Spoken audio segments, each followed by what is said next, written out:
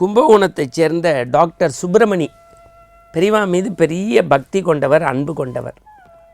இளையாத்தங்குடிக்கு போகிறார். கூட நிறைய ஆப்பிள் 2-3 கூடைகளை கொண்டு போய் வச்சுட்டு சாஷ்டாங்கமாக நமஸ்காரம் பண்ணுறார். 1962 பெரியவர் அதை அக்செப்ட் பண்ணிட்டார். பெரியவர் அந்த பக்கம் தன்னுடைய சந்திரமௌலீஸ்வரர் பூஜைக்கு அப்படி போனோன்னு அந்த டாக்டர் சுப்பிரமணி சொன்னாராம் அந்த சிப்பந்திகள்கிட்ட, கூடையெல்லாம் பத்திரமா வச்சுங்கோ, பெரியவா எல்லா பழத்தையும் சாப்பிட்ணும், கூடையெல்லாம் பத்திரமா வச்சுங்கோ, பெரியவா பத்திரமா சாப்பிட்ணும் அப்படின்னு. இது அவருக்கு கேட்டுருது. சந்திரமௌலீஸ்வரர் பூஜை முடிந்தார். நித்திய அனுஷ்டானங்கள் தீர்த்த பிரசாதத்தெலாம் கொடுத்துட்டு காரியதர்சியை கைத்தட்டி அந்த 3 கூடை பழத்தையும் கொண்டு வானாராம். யார்கிட்டையோ பேசிகிட்டே ஜன்னல் வழியாக பழத்தை தூக்கி அப்படி எடுத்து போட்டிருக்கார். வரிசையாக சில கரங்கள் பெற்று சாமியோ சந்தோஷம், சாமியோ சந்தோஷம், சாமியோ சந்தோஷம்னாங்களாம். இதை டாக்டர் சுப்பிரமணி பார்த்துக்கிட்டே இருந்திருக்கார்.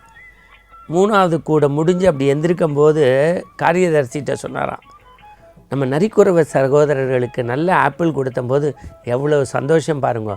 இந்த மனுஷன் பாலா போன வயிறு 1/2 துண்டு சாப்பிடும், 1 துண்டு சாப்பிடும், அடுத்த வாளுக்கு கொடுத்தா ஃபுல் வயிறு சந்தோஷம் இல்லை அப்படின்னு உள்ளே போனாராம். டாக்டர் சுப்பிரமணியத்தை ஓங்கி அரைஞ்ச மாதிரி இருந்ததான். பகுத்துண்டு பள்ளியில் சாப்பிடுவதை எவ்வளவு மேன்மையாக வாழ்க்கையில் வைத்து பிறருடைய ஆனந்தத்தை தன் ஆனந்தமாக இந்த மண்ணில் பாவித்த கருணைக்கடல் காஞ்சி மகானை நினைப்பதே நமக்கு ஆனந்த கண்ணீர்.